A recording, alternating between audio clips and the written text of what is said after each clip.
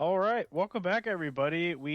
Wow, first time in a long time that we've actually kept a schedule Well, not for really. the show. Not really. First time since we did it for Oh, normal for the two episodes in a week, man. yeah, but I mean, We're on a roll. We're doing something good. we're on a roll of being late. That's for sure.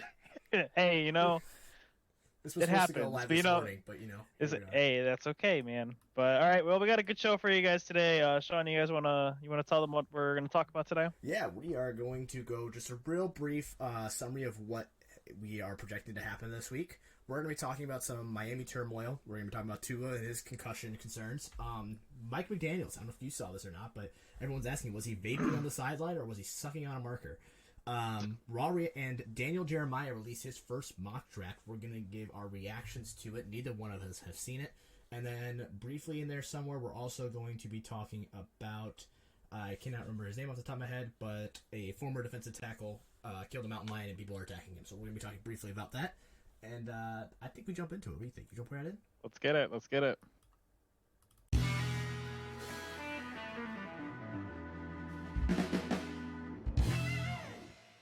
Bam. Glad to see your headset didn't fall this time. I did not. I didn't headbang as hard. All right. So, well, I guess we just start right into it. Since tomorrow, start of the AFC divisional round starts tomorrow. Let's just dive right in, man. Let's talk about what's going to happen. Yeah, I mean, I think what's first game of the week? I'm not quite sure. I believe it's Jacksonville and Kansas City. That one feels like an easy one. It's one of those games. It's one of those games where if Kansas City wins, no one's going to be surprised. But if Jacksonville wins, they're never going to let Kansas City live it down. That's the kind of game this is going to end up being. Yes, so I started out saying the Jags were gonna lose and Chiefs were gonna win blowout, but more I've thought about it, I think it's either gonna be I think it's either gonna be a one-score game or it's gonna be a blowout. I don't know if there's gonna be an in between in there. Oh, I mean, yeah, I see that. I see. Well, I mean, wait, you said one-score game or blowout, but it's not gonna. It's either gonna be one score, 1 point game or a blowout, like a field goal game. If it's either gonna be a field goal game, I wouldn't even say 1%. I don't even think it'll be a touchdown. It's either going to be 1 to 3 points or double digits. That's what I mean. So you're expecting a close game or a blowout, which it's either going to be a super close game down to the wire. Last person to have the ball is going to win, or it's going to be that's a blowout. The worst prediction I've ever heard. Every game in the NFL, I hate to say it, 90% of games are either blowouts or close games. There is no real in between there. Like my breakdown of games. But I saw a stat. Let me see. Oh, this guy's looking up numbers. What did I say last episode? Don't be a nerd. Stop listening to numbers. No, all I know is if Trevor Lawrence goes out there and throws 3 interceptions in the first quarter, he's not going to be coming back from 30. He's going to be coming back from 60. It's going to be over very quickly. But another one thing is the Chiefs had the week off to prepare, get everybody rested and stuff. Do they lose their mojo? No. I mean, it's a serious question, though. I mean, yeah, it's a serious question, but at the same time, they've been here before. They've had this first round bye. They know how to prepare. They know how to do what they got to do. So I don't think they lose any mojo with it. If the Jags can get their running offense going good, that's the biggest key. If Jacksonville wants to win this game, they have to establish the running game first. Because in that second half, they were able to dominate with the run game, which AKA turned into the passing game because of play action and stuff. Mm-hmm. If Jacksonville is able to do that early on. Yeah. No, I agree. I mean, they're going to have to rush the ball. You got to keep the ball out of Mahomes' hands. Mahomes is turning into a player that's very much so like Rodgers and Brady and all those greats where you cannot let him have the ball. If you let him have that ball, he's going to take it and he's going to do what he does with it, and you're going to struggle. So you have to keep the ball out of his hands for as long as you can. And that's pretty much what it's going to come down to. Jacksonville's going to have to keep the ball out of their hands if they want a chance to win. And I'm saying if they want a chance to win. Yep. But I think I'm still sticking with the Chiefs, though. Okay, I was like you were about to say I'm a jump ship. And I think I'm sticking with the Chiefs for this game. It'll be close. I think it's going to be a really good game. I'm hoping for a good game. I'm kind of glad it's the first game on Saturday because if there's one that I'm going to miss, I'm going to be glad it's that one. Because I don't think it's going to be a super close game. I think Kansas City's going to come out, smack them in the mouth, and it's going to be KC onto the conference championship. Yep. All right. Well, next game that day is the Giants at Philadelphia. Remember, they played 2 weeks ago. Mm-hmm. Or yeah, 2 weeks ago, and they rested 90% of their starters basically.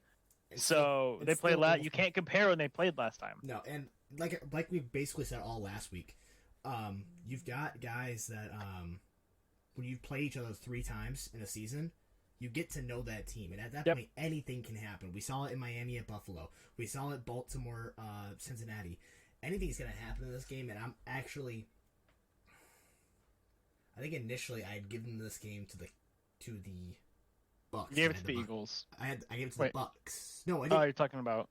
No, I did give it Eagles. Never mind. I did give it to the Eagles. But with the anything can happen, and with what I saw from last week, and the fact that I still don't think the Eagles are a super great team, I'm actually gonna go with what's considered an upset here. I believe according to the betting lines, it's an upset, and give it to the Giants. I mean, it wouldn't surprise me, like if the Eagles won. Like so far, the 2 games that we talked about, none of it is surprising if there's an upset. You know, I think Jacksonville would be a surprising upset. I don't think a lot of people see Jacksonville winning. I don't know what the betting lines are right now. I can look that up real fast. Yeah, you can look that up. Actually, let's opening line, not current line. But yeah, like divisional rivals, man. It's gonna be AFC East football. I think Jalen Hurts got taken off the injury report. We don't know you don't know how good he is. Like, is he 90%? Is he 80%? You know, how much is he going to actually be able to contribute to this game? As of right now, for Jacksonville, KC is the heavy favorite with a minus 460, and Jacksonville is plus 370. We don't over/under is 53. Oh, by the way, you're just talking about money line. Yeah, just straight money line. The spread's a plus minus 9. Oh wow, it's moved up. Yeah, Eagles Giants is a plus 7.5. So yeah, I think that's gonna be. I definitely think that's gonna be a great game, just because, like I said, division rivals, Saturday night, prime time. It's gonna be a good game, and they're in Philadelphia for that game. Stadium's gonna be rocking. Oh, it's gonna be rocking. That stadium's gonna be pumping with energy. But I'm still picking. I think right now I'm jumping ship with the Eagles, and I'm gonna give it to the Giants because we saw it almost happen twice last week, where the team got upset that was supposed to win because they were facing division rivals. One of them's got to upset. Like, no way a team goes 0 for 3 on an upset when they're division rivals in the playoffs. So yeah, this is kind of a similar situation, I think. And like you said, Jalen Hurts has been out for a while, so who knows how well he's going to perform. I think he's going to be all right because he's had that extra bye week, essentially. But he hasn't played in, I think, almost a month. Oh, it's been a while. It's been. I think it's been a month. But I think taking that into consideration, I'm giving it to the Giants. It's going to be hard. The Eagles have good offensive weapons, so it's hard. I'm gonna stick with the Eagles for this one. I'm gonna stick with the Eagles. So all right, moving on to Sunday. First game on Sunday is Cincy at the Bills. Yes, money line. One of probably the most anticipated games, considering what happened a couple of weeks ago. Who do you, maybe not in terms of betting line, but who do you consider the underdog in this game? Without looking at money lines. I'll tell you. You want me to be honest? Yeah. Buffalo. Betting lines say that the Bengals are underdogs here with plus 200 and Buffalo minus 240. I think they're doing that because of the O-line for the Bengals, because I think one of their tackles and one of their guards have been ruled out for the game, which is going to suck for Joey Burrow. But it happened last year. They were able to make it work and make the run of the Super Bowl. Yeah. It's gonna be a good one. Have you been seeing the stuff about the players and the fans of the Bengals are kind of pissed because this isn't a neutral site game? Yes, and I don't quite understand, because I think even if they had played that game and the Bengals had won, I think the Bills were still higher in Nope, than they hot would have had this. They would have had the same record, but I think then they would have been ahead of them due to the in tiebreaker. because of head-to-head matchups. Yeah, They would have been ahead of them. So technically, should they would have the been the home number 2 seed and had the home field advantage for this game. That's why fans and some of the players are mad. team. Yeah, I can don't see that. blame them. Yeah, I can't blame them either. I mean, you want to be the home field for playoff games. You want to have that atmosphere and that energy. But at the same time, like, I get you had to make it. That DeMar Hamlin situation was the terrible situation all the way around. And at some point, someone had to make the call. And Roger Goodell said, we're just going to, he said what he said. I'm not going to go No over the whole contest. thing, 'cause it's a whole big, long thing. If you guys want to go read it, go check out Ian Rappaport's Twitter. He has the whole big thing on there. So eventually they ruled it a no contest, and they said, we're just going to play it how it is. And so I can't fault them. However, I do understand why they just decided to just no contest it and all that. Yeah. So another reason why I think the Bengals are going to win is the Dolphins almost beat the Bills with the backup quarterback last week. And the Mike McDaniel's Bengals not being able to manage clock. That too. And the Dolphins, I think the Dolphins and the Bengals have similar weapons. They both have a true wide receiver 1. Yep. They've got a very good wide receiver 2. It's going to be close. I think this could be a very high scoring game. I can see it by high score. I could also. This is probably going to be the game of the week. I'm gonna already pre-declare this is the game of the week. Oh yeah, 100%. I think the only game that might be close is probably Giants Eagles, just off the top of my head. I don't even put Dallas and 49ers up there, but Giants Eagles. It could be interesting. If Philly and Cowboys both win, that's an NFC championship essentially. They split the series 1-1, and then NFC championship is literally NFC East championship. Literally on my way to, I think it was while I was at work today or driving to work, I was thinking to my head, man, there's just like, I don't know if it's actual math representation, but there's a 75% chance that it's an NFC East AF or NFC championship game. I don't think that math adds up. I think it's 50%. No, because Giants, for a total, because there's 4 teams left, 3 of them in the NFC East. No, technically, it's 75%. I don't know if that's how math works. I cheated in all my math classes. You heard it here, folks. You heard it here first. Jeremy confirmed he has cheated in all his math classes. Thank you, course hero. It's okay, I did it too. I would not have passed college algebra if it wasn't for the COVID year. No, I forgot I don't know why. We just talked about Giants being in the East with Philadelphia, and I just said, I don't know. And I just only thought the Eagles and the Cowboys were the only teams in the NFC East. This is the first time that 3 teams from the same conference have made it to the conference championship. That's crazy. Yeah. Absolutely insane. Yeah, that is crazy. And anyway, back to Bengals Bills. I'm sticking with the Bengals. What are you? I'm still sticking Bengals too. I think they just they just outdo it better than the Bills. I know that technically they're the underdogs here, but I do give it to the Bengals over the Bills. Yeah. All right. Now we can go back to NFC East. Cowboys. Yeah. All right. As much as I would like to see an NFC East championship, it is going to be the 49ers. I think the Dak's 15 interceptions that he's thrown this season, he led the league, and he played 5 less games than anyone else. And everyone's like, well, he's never thrown an interception, or he's never lost to the Niners. Yeah, he's never lost to this Niners defense. This Niners defense is out of its mind, and it's playing out of its mind. The offense is playing out of its mind. The 49ers are coming into this game so incredibly hot, and they're riding Brock Purdy's just complete success that I think they're going to come in, and I think they're going to put pressure on Dak. I think they're not going to be able, they might be able to get the run game going, but the passing game's not going to get there. And when it does, I think that the Dallas Cowboys are going to throw interceptions with Dak, and I think the 49ers are going to make them pay. Yeah, it's interesting because this game, the Niners are favorites to win, but not by much. Majority of America's money is on the Cowboys. Yeah, it's a very interesting So one. the sports books say one thing, and then America, aka just the Cowboys fans, basically are all putting money. They're all putting money on the Cowboys to win. Yeah. So. But yeah, I give it to the 49ers. I think they're just all around a better team. I think Dallas does have a great defense, but I think there's just too many weapons on that 49ers offense, and they're just going to make them pay. Yeah.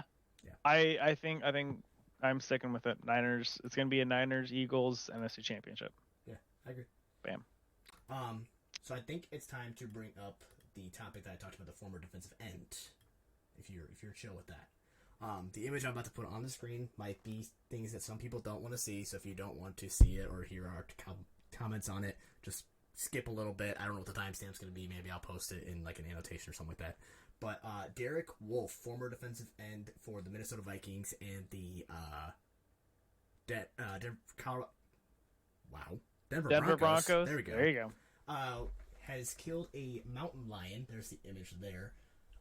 Has killed a mountain lion that was terrorizing a Colorado town, and he is being absolutely destroyed on Twitter for this.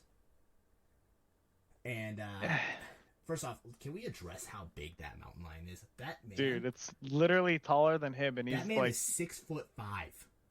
Jesus. That's a 6'5" grown man carrying that thing, and it makes him look small. Yeah, that's crazy. But yeah, I'm gonna go ahead and take the image off the screen now in case some people don't want to see it. But do you have a problem with it? Like, are you like? I don't know if we want to even get into that because like we could get canceled for saying something like this. But I don't know if you. It's 2023. We can get canceled for anything. Man. That's true. We can get canceled for even just saying we're gonna get canceled. Yeah, exactly. But yeah, like it's hunting. Yeah, it's whatever. If it's terrorizing the town. You know, I don't know the whole backstory. I just know that the Bobcat was allegedly terrorizing the town, and so he did what he had to do to help the town. And I think if someone says like, oh, this Bobcat killed like a small child or something like that, we're talking about a completely different story now. Now people aren't going to be like attacking him.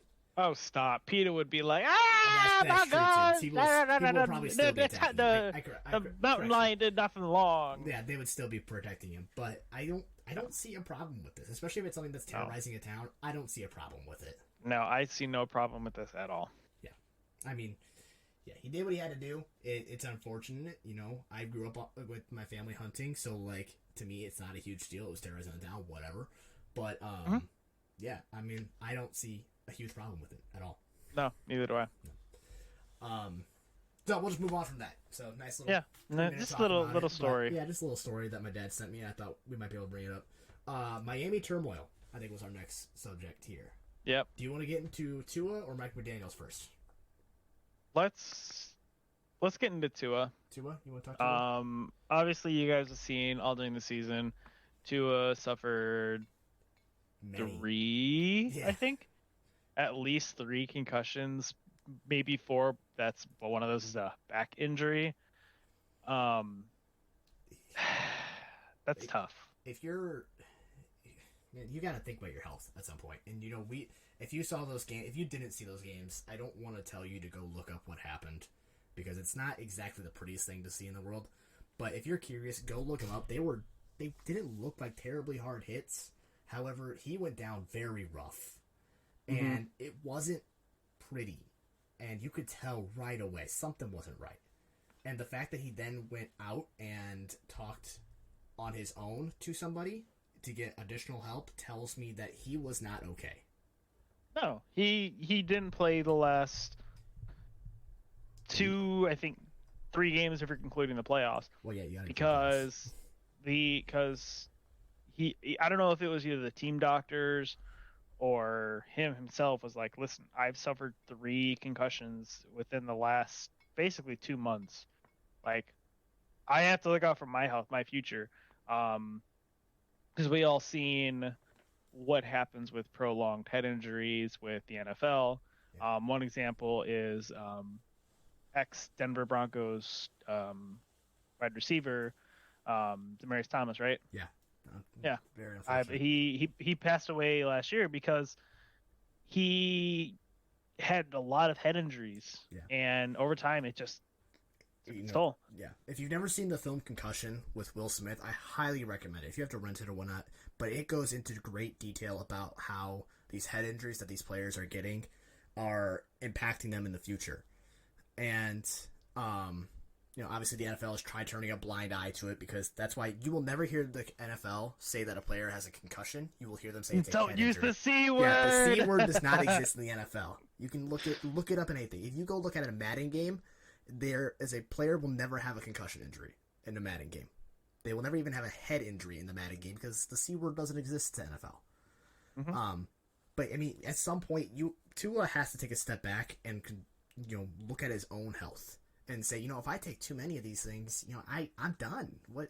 That's why even high school players, as in high school, I had a concussion, and I was warned if I got another, I wouldn't be allowed to do any more sports ever. You're allowed 2 concussions in high school, and then Lord knows Tua's had way more than that just this season. And so screw this season. It was within the span of 2 months. Yeah, the 2 months. Yeah, like you said. And so, Tua has to take a step back, and he has to address his own health. And on top of that, the team, is going to have to address that situation too. If Tua leaves, what do you do? If Tua leaves, they're going to have to replace it, a.k.a. Tom Brady's going to come in. I was saying, is it Tom? Is it a draft pick? Is it someone? Is it Derek Carr? Is it Lamar? They'd have options. Lamar could, because he's from Miami, originally from Miami. So. And they have, I don't know if you heard this, but the Ravens have confirmed that if they do not strike a deal with Lamar Jackson, they will be giving him the franchise tag. Yeah, me and Shawn talked about this. Would he even sign that franchise tag? I don't think so. I don't think so either. He's going to still be getting paid either the average of the top 5 quarterbacks for the last 5 years, or I forgot what the other one was, but to him, it's not worth it. And I kind of agree with it. He's been playing out of his mind. He's already got an MVP. There's other people that have been not as successful and are making a lot more money than him. Yeah. And I think it was the GM. He did a meeting today talking about Lamar, where he said Lamar was their guy. He was the one that they built the team around. They don't want him gone, blah, blah, blah, blah. Saying all the right things that you want your GM to say. But you can only say so much before you have to be able to put pen to paper and have to say, okay, we're going to pay you. And now they just signed Roquan to an absolutely massive contract, so who knows what happens there. We're getting off topic once again. Yeah. Anyways, let's loop back into the Miami situation. I had a question for you. Yeah. I saw somebody had brought up a thing. There's been, obviously it seems like there's been a big increase in head injuries this season. A lot of people are saying it's due to the new helmets.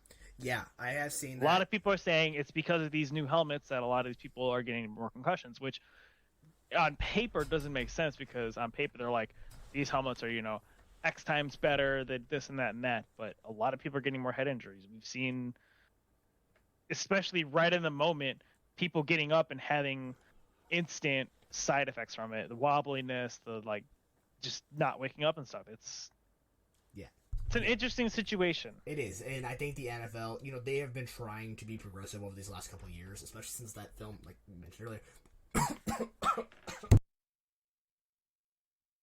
I think he's dead or something. I don't know what's going on with him. He's just started coughing up a storm. I choked on my own saliva. Hold up.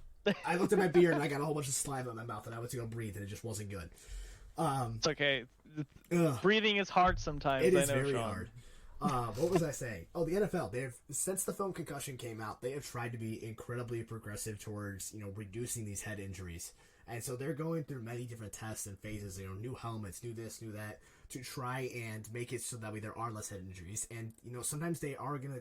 It's just like any sort of revolution or any sort of scientific advancement. Sometimes you have to take a step back to be able to take 2 steps forward. And I think that's what we're seeing this year. That's like, I don't know if you saw them or not. They have these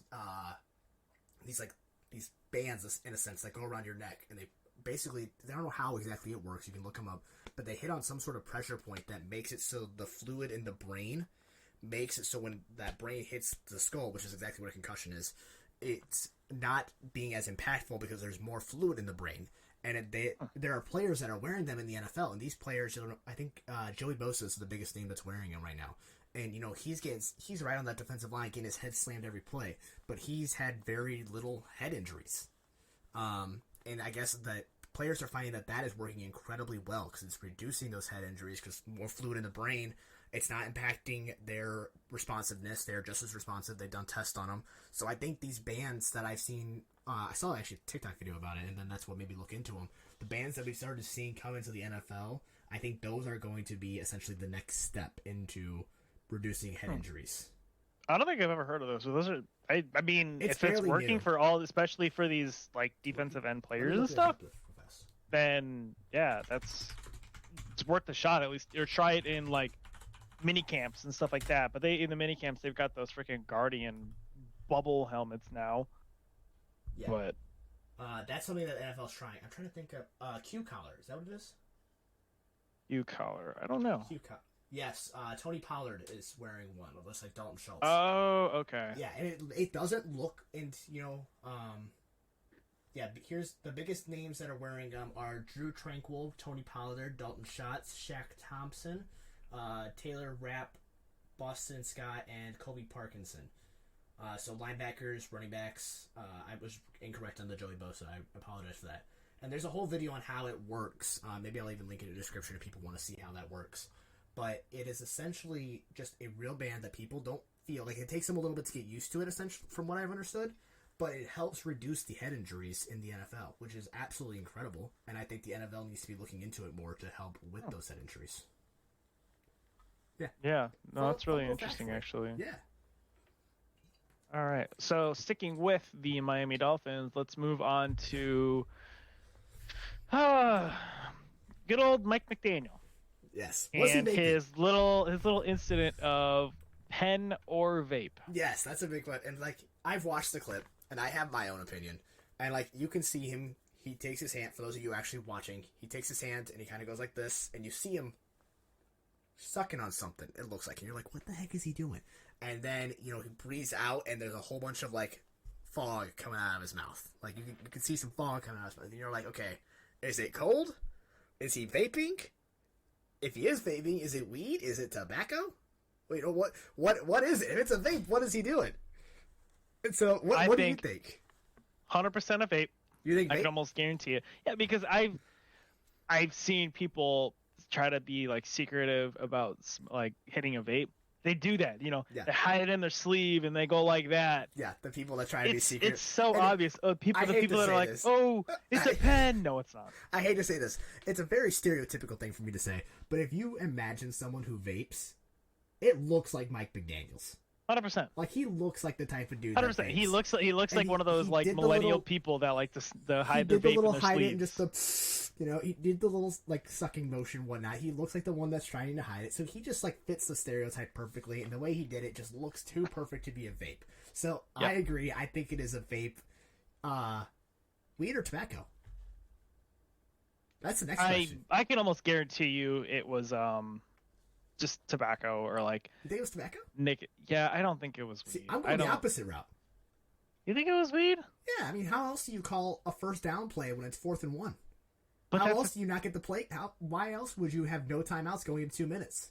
Why else would you? Is weed legal in New York? I think weed's legal in New York. I couldn't tell you if I maybe.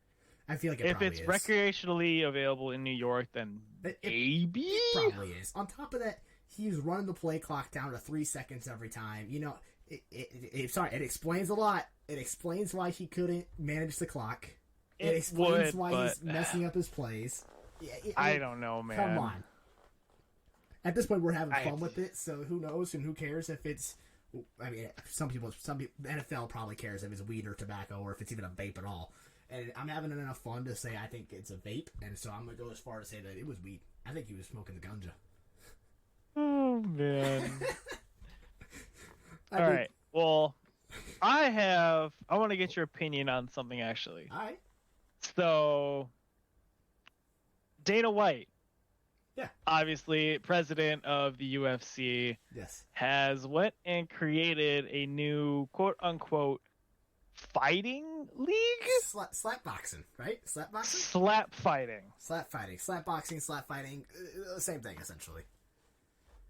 Have you heard like what the rules are and stuff behind this? I watched the video you sent me on the rules, and like it sounds because there have been slap leagues already, and I'm not gonna lie, they popped up on my TikTok, and sometimes it's fun to watch because you see them just kind of like wind up, and you watch them smack the Yeah. And it's fun.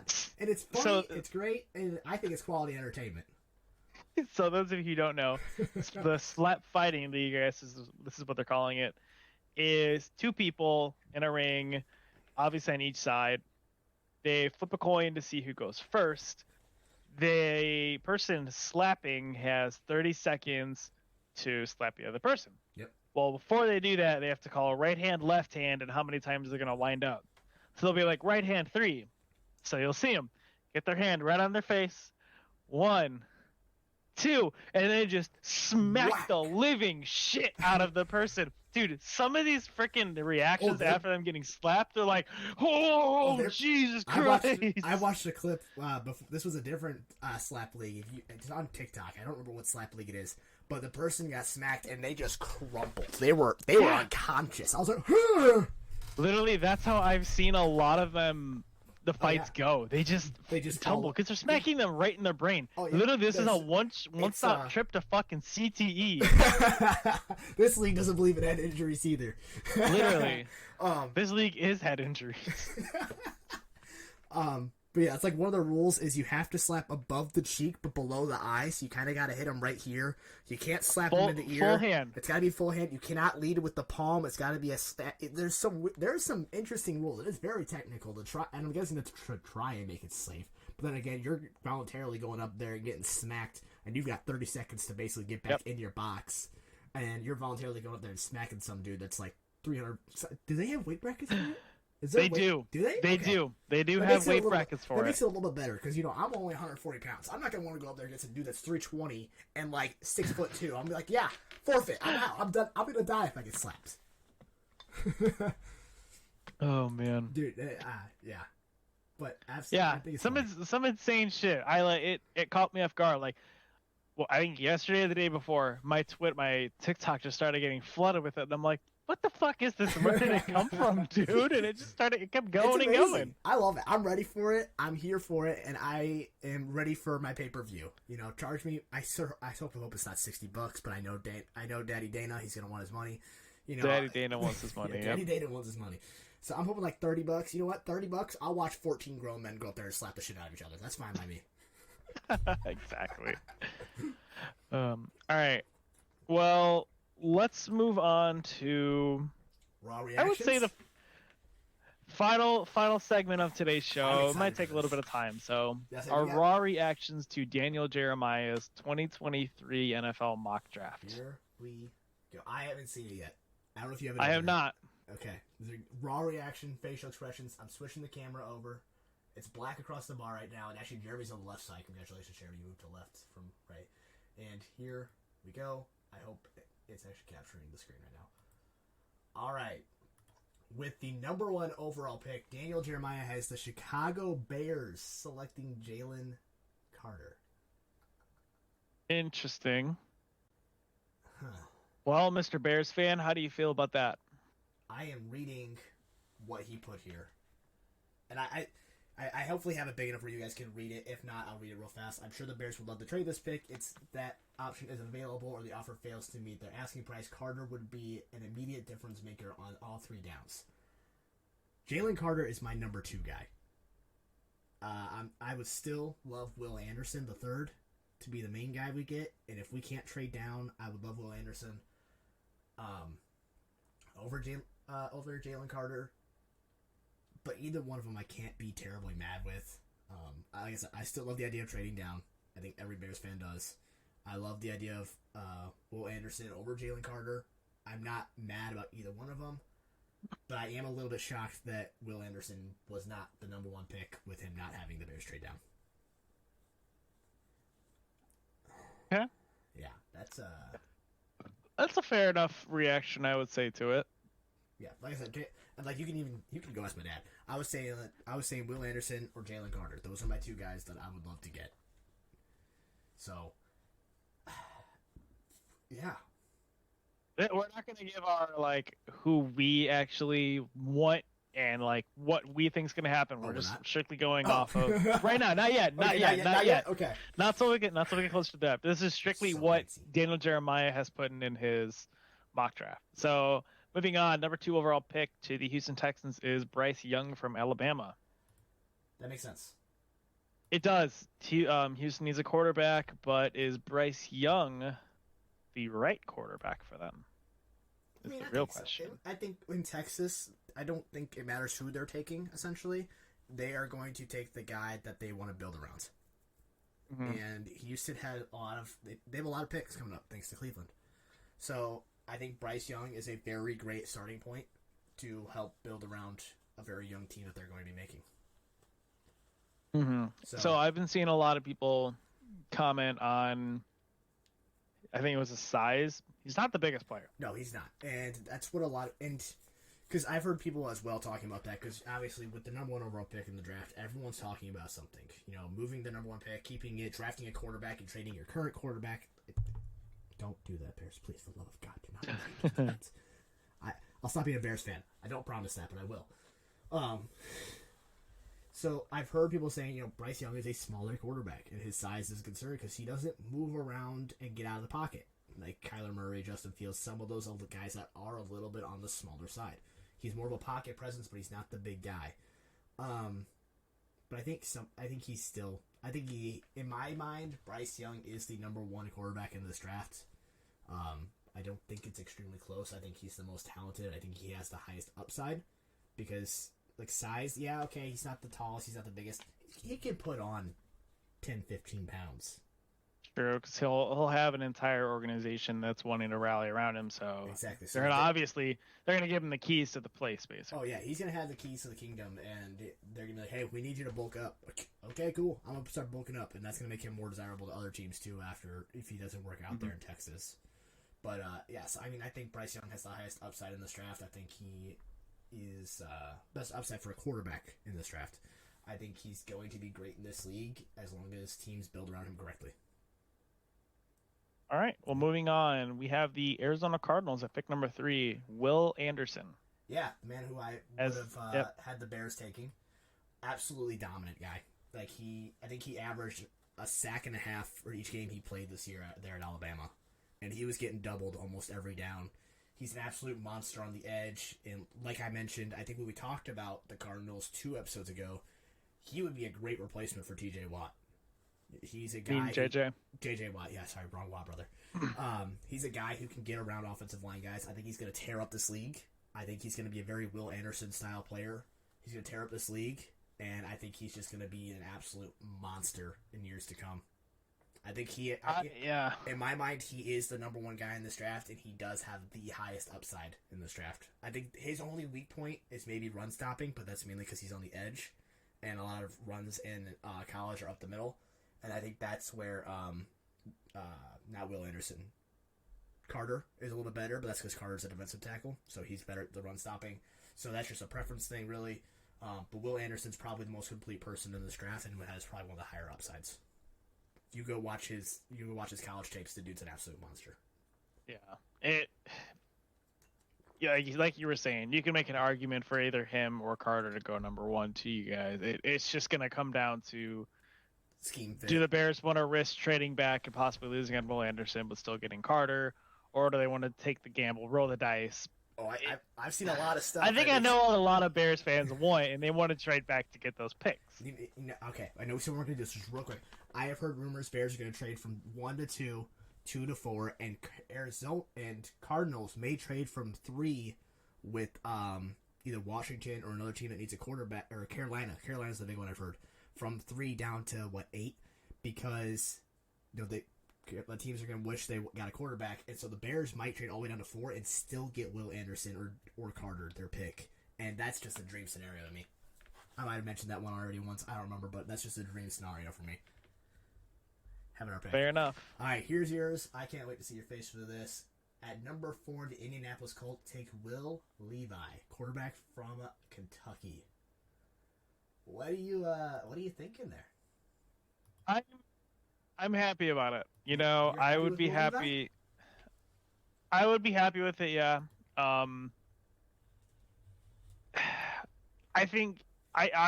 be happy with either Will Levi, CJ Stroud, or Bryce Young. Either one of those 3 coming to Indy is gonna be the big, a huge change for the Colts. We need this. Mm-hmm. We need to not fuck this up. You know, Out of those three, rank them just real fast. Ignoring this, rank those three. Honestly, I think give me CJ Stroud at number one. Give me CJ Stroud at number one. Give me Bryce Young and then Will Levi. Okay, so you would rather if CJ Stroud is on the board and you guys are drafting at 4, you would rather it be CJ Give me Stroud. CJ Stroud. Yeah. I think give me CJ Stroud. Sure. Because I went and looked at Will Levi's stats. He's a gamble. He's a gamble. He really only has 2 playing years. Yeah, and that is it. You know what he reminds me of to me? Just like after seeing it and knowing like who he played against and what team he played for, he reminds me of Mitchell Trubisky. You said who? Mitch Trubisky. Just because he has that huge upside, and if you take care of him right, he can be an amazing quarterback in this league. But I think there are 2 better quarterbacks in this draft. I think that both have a higher upside even yet, and they are already better quarterbacks than Will Levi is currently. So I think he's the biggest gamble, and I don't think he has the highest ceiling, and I don't think he's quite as good. So I think it's very interesting here that he has the Colts taking Will Levi over CJ Stroud. Now, granted, he could have made this before CJ Stroud officially declared, and I guess we'll find that out as we scroll down. Yeah, I guess that's true. So maybe that affects things. I don't know. Possibly. But like the thing that's it's hurting the Colts right now within the entire draft. Almost out of beer. Yeah, I'm like halfway. Oh, you're only halfway? I had a bigger can than you. We can't show logos. This is a pint, so what, 16 ounces, I think? So much bigger than yours. Yeah, 12. That's a 12 ouncer. Yes. Anyways, 4 ounces. The thing that's hurting the Colts the most is we don't have a head coach and we don't have an OC. So technically not an OC. They're both you don't have OC, DC, but we have DC. You keeping your DC? I hope we keep our DC because our DC was actually pretty good this year. You got a new coach that comes in. He's gonna want to bring in his guy, so who knows? He Potentially, might want to run a different scheme even on defense. So that's a whole different thing. I think you guys need a new GM. I think that's your biggest problem. Like I said, this is like I've told you before. This is the make or break year for him. Anyways, back to draft stuff. Getting off topic. The Colts need to figure out who their head coach is first, and time's ticking because there's 4 months until the draft. Yeah. And with us not having a head coach, we don't know what system we're gonna run. We don't know what goals are. We don't know what kind of quarterback he wants. Yeah. Biggest question mark is that. And once we get that, then we can focus on, okay, here's what his goals are. Let's transfer that. Who's the best quarterback for our franchise? Yeah, that's fair. And I think once you have that head coach, it'll be more clear. But exactly. Yeah. But I would, like I said, I'd rather take CJ Stroud at number 4, or if we decide to move up, take him there. Okay. All right, moving on to pick number 5. He has the Seattle Seahawks taking Tyree Wilson, the edge rusher from Texas. Pete Carroll admits after the season that the Seahawks need more difference makers in their front 7. Wilson is tall, long, and rangy pass rusher. He can also get a physical edge against the rush. Man, this is a big dude. 6'6", 276. He's a big dude. He is a big dude. Yeah. Very fast dude, too, surprisingly, for his size. He's a pretty fast dude, if I remember. He gets off that ball pretty quick. I watched, I think, one Texas game, and I instantly, the first defensive snap, I saw him, and I was like, holy shit, that's a big dude. Dude, it kind of looks like Mike Tyson. He kind of looks like Mike Tyson if you didn't have the face tattoo. Think he talks like him, too?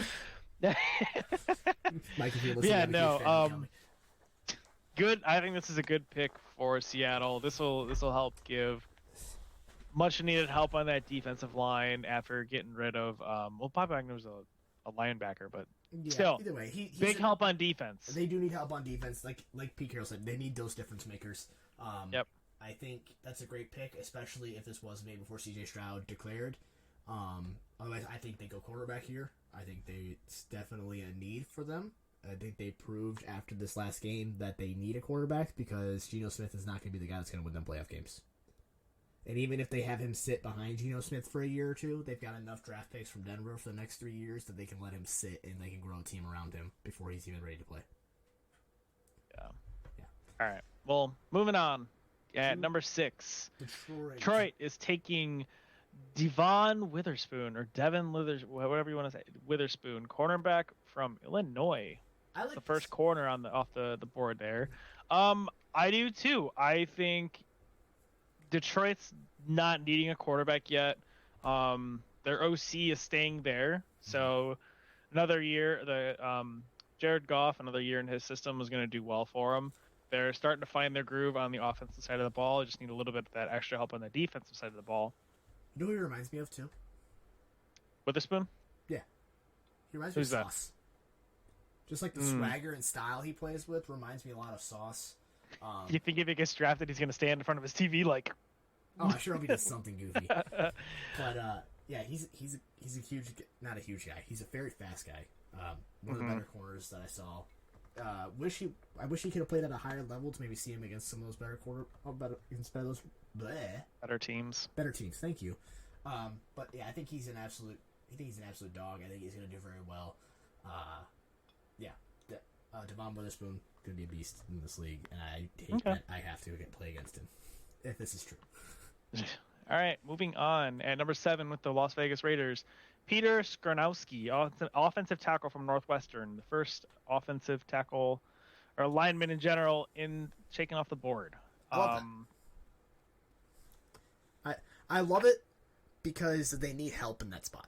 They need help in the offensive line, and I think I haven't really got I think I saw a couple of clips of Northwestern games. I don't watch, even though I'm not super far from Northwestern. I don't watch a lot of Northwestern games, but yeah, he's not long. He doesn't quite have that arm reach, but that could also benefit him because then maybe less holding or something. I don't know how it all works out. He's a tackle, so not a guard, so it makes that makes it even more important. Yeah, but tackles in this league, it's you're either amazing or you're terrible, and you're gonna get benched instantly. Yeah. But my question to you is, what are they going to do at quarterback? Yeah, you can build up your offensive line all you want. Derek Carr's out of there. They don't have a They don't have a definitive starting quarterback. He's not. He's already put it out on Instagram and social media and stuff. Derek Carr's not coming back to the Raiders. I don't see him coming back either. But I guess if I am at this point, I am assuming that this was made before C.J. Stroud declared, since he has not been mentioned once yet. And at this point, I've seen many teams that would have taken a C.J. Stroud, including the Raiders. So we're assuming C.J. Stroud is not declared for this draft, even though he has. Yeah, I think without there being a quarterback there to solidify, you don't want to reach and get a quarterback that you could have taken in the second or third round. And so what you do is you build up what you can around him. So getting that offensive tackle there to help build up.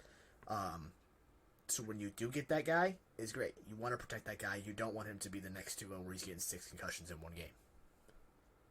Was that too soon? Anyways, moving on. At number 8, the Atlanta Falcons pick Lucas Van Ness, edge from Iowa. Yeah, fast guy. There's a lot of fast dudes in this one. Yeah, I mean that's the trend with a lot of these NFL players recently is just fast people. At what point do we stop saying they're fast and we just say they're average speed at this point?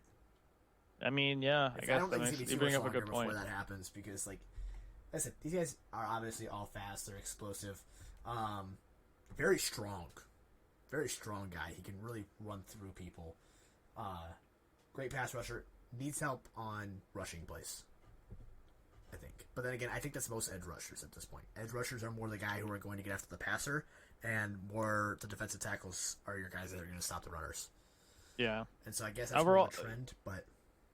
Yeah, overall, I think that's a pretty good pick for Atlanta. They struggled on defense this year, big time. They struggled on defense, but they also kind of struggled on offense. Yeah, they're still... this Atlanta team is a very weird spot. It feels like they're kind of trying to find themselves still. They don't know what route they want to go down, if they want to run with this new rookie quarterback they got last year, or if they want to run with Mariota, or what they want to do. So I think they need to figure themselves out before they can figure this out, but I do like the pick of Van Ness here. All right. Well, moving on. Number 9th pick in the draft, Carolina Panthers select C.J. Stroud. Hey, you know everything I said about assuming C.J. Stroud wasn't in this draft because he had it declared? Yeah. Throw it out the window. Throw everything out I the don't. window. There is so much now that I would change because C.J. Stroud is still the board. C.J. Stroud falling to 9? That won't happen in the actual draft, I don't think. That is the most insane thing I have heard of. If C.J. Stroud falls to 9 at Carolina Panthers, I will. What can I eat that's actually reasonable to eat? Can you eat Play-Doh? I got a thing of Play-Doh. I will eat this Play-Doh live on stream. It's non-toxic. Is it non-toxic? Can I eat this? Of course it is. Dude, babies eat Play-Doh. Of course it's non-toxic. I ate Play-Doh, and I'm still here. Well, okay. That's not saying much. Yeah, like we already talked enough about C.J. Stroud and the other quarterbacks. If he I don't falls think to it 9, falls. because I'm sure at this point we haven't officially declared this yet, but we might be live for the draft. If C.J. Stroud falls to 9 or lower, I will eat some Play-Doh live on stream for money. All right. But anyways, moving on. Number 10 via New Orleans is the Philadelphia Eagles. You know, number 1 seed in the NFC has the number 10 pick, and they select Miles Murphy, edge from This whole Clemson. year is so weird with teams being amazing and then getting a top 10 pick. Yep. What? Yeah, It is Miles Murphy, crazy. I like that for them. They have a very good offense. They need help on the defensive side, in my mind. Pass rusher isn't a super huge need for them, though, so it's a little weird. I would have gone corner or safety for Eagles. Yeah, but I mean... But if someone's not there, then I guess it makes sense that Miles Murphy's the guy. yeah. Yeah. All right. Well, let's... Reading the thing about it, because every now and then I go to read this, I don't like his reasoning for it. The Eagles love using high picks on trench players. Murphy is powerful and plays with outstanding effort. I get that, but, like, if you don't need the trench players, you're not going to pick a trench player. Especially if you have bigger needs. Come on, man. Come on now. Come on, man. Well, we're going to... All right, let's start kind of doing a little bit of these, not rapid fire, but, like, we'll speed it up a bit, because... Oh, we are running out of time. We are kind of cutting it on time. Anyways, haven't checked the clock in a minute. I know, I haven't either. All right, number 11, Tennessee Titans. Like Paris Johnson Jr., offensive tackle from Ohio State. This is a very big need for the Titans. Their offensive line is garbage. If they continue to expect Derrick Henry to play at a high level, they need a good offensive line. And if they expect Ryan Tannehill to do anything in the passing game, they need an offensive line. Exactly. Their defensive line is already good. Other places I could see them maybe getting help, maybe cornerback, because they're or cornerback or safety, because their pass defense is dog shit. It is. But I'm not mad about an offensive tackle. I'm sure you're not. And then next we have Houston Texans from Cleveland going corner with Joey Porter Jr. I like this. They address an offensive side of the ball, and then they address a defensive side of the ball. The only other thing I would like to maybe see them do is go either offensive line here, or go with a receiver or something to help out C.J. Stroud in his development. But in terms of addressing both offense and defense, I think it's a great pick. Joey Porter Jr. being there I don't know if cornerback's the right way to go, though. They just picked one up last draft. Yeah, but you have more than one cornerback at a time. Yes, I realize that, but I think there's more glaring issues than cornerback for the Texans. Yeah. I can also see them going. I can see them going edge rusher too, because like you said, they did take a corner, but I do like the fact that they're solidifying that pass defense, and that's where the corner they dressed last year and Joey Porter come in. They solidify that pass defense, so because this is a passing league still. I think the running game is starting to come back, but this is a passing league still. So I like addressing both of them, and I like the route they're going. Joey Porter Jr. is an absolute beast of a corner. On to the Jets, taking why this name though? Broderick Broderick. It's Broderick. Oh, Broderick Jones from Georgia. Broderick Jones, offensive tackle. I butchered that name probably. Yeah, he's only a sophomore too. Yeah, he has a huge upside. They definitely need more offensive line guys. I think, especially if they want Zach Wilson to be their guy, they're gonna have to protect him. Yeah, He was under a lot of pressure. All their quarterbacks were under pressure this year. I think going offensive line makes a lot of sense. I think they could also use defensive line. I think they could use a quarterback. I think New York Jets have a lot of routes they can go. I don't hate this pick. Yeah. All right, moving on. Number 14, the Patriots select Brian Branch, cornerback from Alabama. Quarterback safety. Quarterback safety, because he looks like he's more of a nickel defender in college, but they're going to be able to move him around a lot, obviously. Pretty good pick. I think they could always use more help or depth just in the backfield there. Yeah. Yeah, I think it's still too early in the draft to see any playmate like offensive weapons go on. Oh yeah, I unless think it's the wide receivers I think are going to be either late first or very early seconds when you're going to start seeing Yeah. those guys. But yeah, I like it. They need pass defenders, especially in my mind. So I think this is a great pick for New England. I think it fits what they need. All right, moving on. Green Number 15, Bay. the Packers select Noel Smith, edge from Georgia. I hate that pick because I don't want to face new edge rushers with a quarterback that scrambles, especially when I have to play you twice a year. So I think Green Bay should just trade up and draft a quarterback. Yeah, that's all I'm gonna say on that. Interesting because he's coming back from an injury too. He is. But I think Nolan Smith. It's a torn pectoral also, so like it's not a big deal. It's definitely gonna. But I mean, it's gonna affect his strength. But yeah, I think him being on that edge, I think it's a really good. It's a decent pick for Green Bay. I don't want to give sucks them for you guys. Listen, shut up. All right, I've already addressed that. I think, like I said, I think they should trade up and draft a quarterback. I think they should trade every single pick they have for a quarterback, and then I think they should take Will Levis at the second pick. Yes. All right. Pick number 16. The Commanders select Christian Gonzalez, corner from Oregon. Man, he's a big dude. I don't know much about him. For a corner, the 6'2", 201. That's a linebacker. Yeah, he's on the bigger side for a corner. Yeah. That's a strong side safety, or that's a linebacker. That ain't no corner. Yeah, and Commanders could use some help in that corner position, like we've been saying this entire time. It's a passing league; you always need help there. Yeah. So, not much else to say about it. Yeah, not exactly what moving I go on. with them, but that's not a terrible one. Yeah, I mean, not bad. All right, 17, Pittsburgh Steelers, Osiris Torrance. Interior offensive line, guard, basically. I don't know why we call him. Well, I guess guard center, technically. I don't hate it. Pittsburgh's in a weird limbo spot right now. You know, and they've been there for a couple of years now, and they don't have a problem much at defense. It is their offense, and I guess getting that. The more I think about it, I actually do like it because you want to protect Kenny Pickens. Yeah, they just got their potential franchise quarterback. You don't want to let him die out in there. Yes. You don't want another Andrew Luck situation. So get him the help that he needs up front. Yeah, and I don't hate it. I don't love it. I don't hate it. Yeah, good pick. Good pick. All right, Detroit. Trenton Simpson, rather. I can't read today. Linebacker from Clemson. Another defensive side. Another linebacker. Didn't they take a linebacker earlier? Is that what it was earlier? No, they took corner. A cornerback last time. Okay. I like it. Yeah, I do too. Give them more help on the defense. Make their defense very good. That's where they seem to be their offense does not need help. They scored the most. Okay, if we're gonna look through the entire season, their team scored over like 30 points, the most out of the entire league. That's true. They scored, and that's surprising. They definitely, the defensive side of the ball is the biggest issue for Detroit. So any sort of the corners, safeties, the defensive line especially, I think needs help. But Trenton Simpson goes great with that linebacker core. It's very young, keeps it young, and I think he's gonna be an edge rushing linebacker like a Khalil Mack style.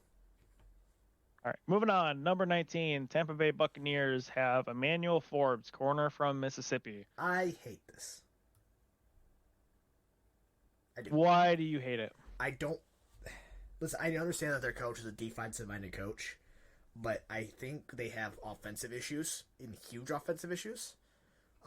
They did just fire their OC, so I think getting a new player and a new OC in there is going to be absolutely massive for helping out Brady if he stays. I think it'd be massive for helping out Brady.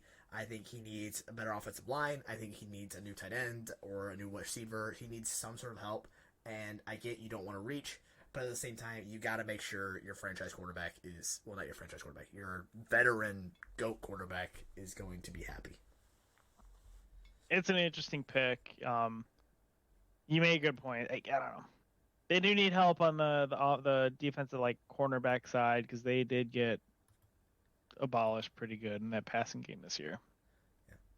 So, anyways, moving on. Seattle at number 20, Will McDonald the fourth. This is the second pick for Seattle in the first round. That is insane. Yeah. 2 edge rushers too, both of them. I think that's incredible. I don't know if I like that. It's either going to be the smartest thing Pete Carroll has ever done, or it could be one of the dumbest. Yeah, like I don't taking like... two edges. It helps build for the future. Because then if both of them work out, you put both of them on the edges. If one of them works out, you at least hit one of them. But especially with you picking at 5, you want number 5 especially to nail it. Yeah. And so, Will McDaniel the fourth, don't get me wrong, great edge rusher. I think he's going to do great things in this league. But it is very, very interesting because now, you also have Nwasu already on the team who's going to do things. And so now you've got 2 guys trying to fight for that. So I don't know if I love this pick. I would maybe defend. Like I said, it's either the best thing Pete Carroll's ever done or the dumbest. I would have liked to see him take defensive tackle or corner, but I think 2 edge rushers is a very interesting pick. Yeah. I guess that's what they have to do though to keep these interesting once you start doing exactly. 4, 5, 6 All right, mock drafts. moving on. Pick 21, the Chargers, Dalton Kincaid, tight end from Utah. I like this. I like it. Yeah. They needed help on offense, and they got it. Yeah, I think so. Not much else to say about it. They need another weapon. They didn't score a damn point in the last game. Maybe this will help score at least a touchdown and help them win that game. They need points for. They need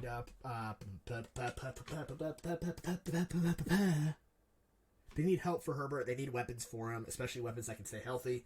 I think he's a great guy. He's a big body dude. If this happens, I'm gonna go. If we're gonna bust into fantasy here, I see him being a top 3 fantasy tight end this year.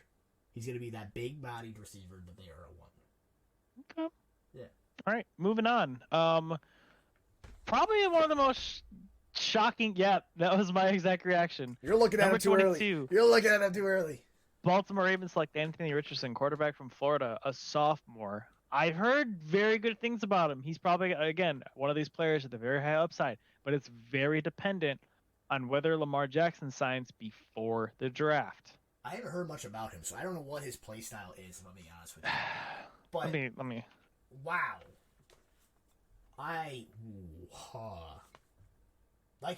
His very first wordings. I'm throwing a dart with this selection.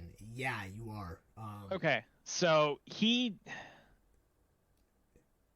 hasn't done a whole lot. He's his first season he had 1 completion. Next season 38 for 64, and this season 176 for 327, 17 touchdowns and 9 interceptions. He has not done shit unless he's just a big 33% capacity completion, roughly. No, he said he went 176 for 327. Oh, I thought you meant of 327 passing attempts. So rushing wise,